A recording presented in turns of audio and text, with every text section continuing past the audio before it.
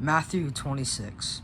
When Jesus had finished his talk with his disciples, he told them, "As you know, the Passover celebrations begins in 2 days, and I shall be betrayed and crucified."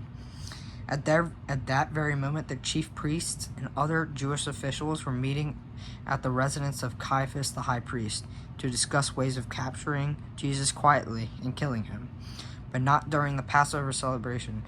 They agreed, for there would be a riot. Jesus now proceeded to Bethany, to the home of Simon the leper. While he was eating, a woman came in with a bottle of very expensive perfume and poured it over his head. The disciples were indignant. "What a waste of good money," they said. "Why, she could have sold it for a fortune and given it to the poor." Jesus knew what they were thinking and said, "Why are you criticizing her? For she has done a good thing to me. You will always have the poor among you, but you won't always have me. She has poured this perfume on me to prepare my body for burial, and she will always be remembered for this deed. The story of what she has done will be told throughout the whole world, wherever the good news is preached." Then Judas Iscariot, one of the 12 apostles, went to the chief priests and asked, "How much will you pay me to get Jesus into your hands?" And they gave him 30 silver coins.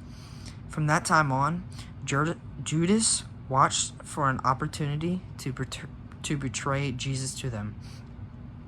On the first day of the Passover ceremonies, when bread was made with yeast purged from every Jewish home, the disciples came to Jesus and asked, "Where shall we plan to eat the Passover?"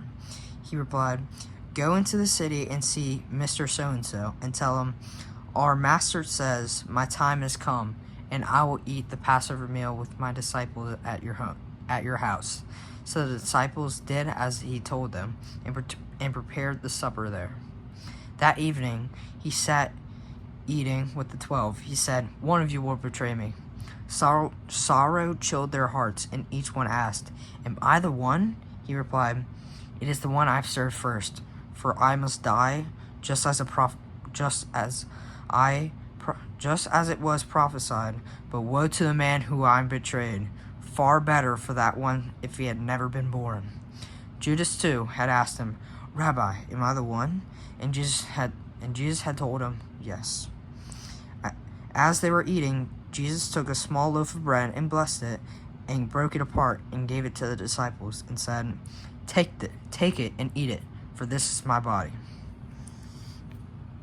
And he took a cup